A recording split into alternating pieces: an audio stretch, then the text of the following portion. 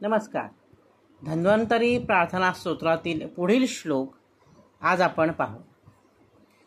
धन्वंतरेरिमं श्लोकं भक्त्या नित्यं पठन्ति ये अनारोग्यं न तेषां स्यात् सुखं जीवन्ति ते चिरम्.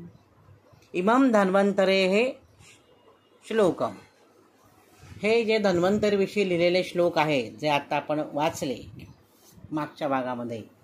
भक्त्या, जे कोणी भक्त अतिशय भावपूर्ण श्रद्धेने भक्तीने नित्यम पठंती, रोज वाचतील, अनारोग्य न तेषां स्यात्, म्हणजे त्यांना कधीही अनारोग्य येणार नाही, ते लोक कधीही आजारी पडणार नाहीत. सुखम जीवन्ति ते चिरम, ते चिरकाल दीर्घकाळ सुखाने जीवन जगतील.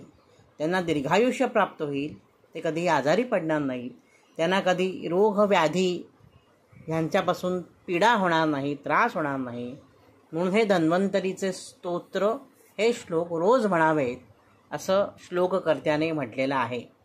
तर पुढचा श्लोक पाहू आपण. इथे पुढच्या श्लोकात सांगतायत, नमामि धन्वंतरिमादिदेवं सुराः सुरैर्वन्दितपादपद्मं लोकैर्जरारुग्भयमृत्युनाशं धातारमीशं विविधौषधीनां. नमामि, मी नमस्कार करतो. आता कोणाला नमस्कार करतो? धन्वंतरीला. तो धन्वंतरी कसा आहे? सुरासुरैही, म्हणजे सुर म्हणजे देव, असुर म्हणजे राक्षस, ह्यांनी वंदित पादपद्मम, त्याच्या पादपद्माला, म्हणजे पाद म्हणजे पाय, पद्म म्हणजे कमळ, ज्याच्या चरणकमळाला देव आणि असुर, देव आणि दानव हे वंदन करतात, त्या धन्वंतरी देवाला मी नमस्कार करतो. कसा आहे तो धन्वंतरी देव?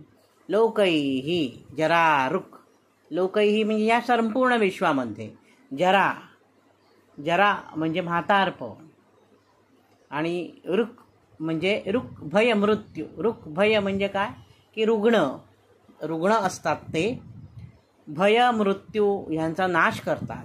आजारपण येत नाही, ज्याच्यामुळे रोगांचा नायनाट होतो, ज्याच्यामध्ये म्हातारपण प्राप्त होत नाही, वयोवृद्धावस्था प्राप्त होत नाही, असा हा धन्वंतरी धातारम आहे. त्याने धारण केलेलं आहे. काय काय धारण केलेलं आहे? धातारम विविध औषधीना, विविध प्रकारची औषधे या धन्वंतरीने धारण केलेली आहेत. त्या धन्वंतरीला विविध प्रकारची औषधी ज्ञात आहेत. त्याच्यापासून तो माणसांना बरं करतो, आणि त्याला देवांनी आणि असुरांनी सुद्धा वंदन केलेलं आहे ज्याच्या चरणकमळाला.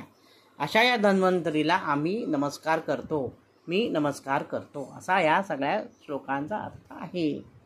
आजच्या भागात इथेच थांबतो. नवनवीन माहितीपूर्ण व्हिडिओ पाहण्यासाठी, ऐकण्यासाठी वैभव दातार ऑफिशियल हा माझा यूट्यूब चॅनल जरूर आणि जरूर सबस्क्राईब करा.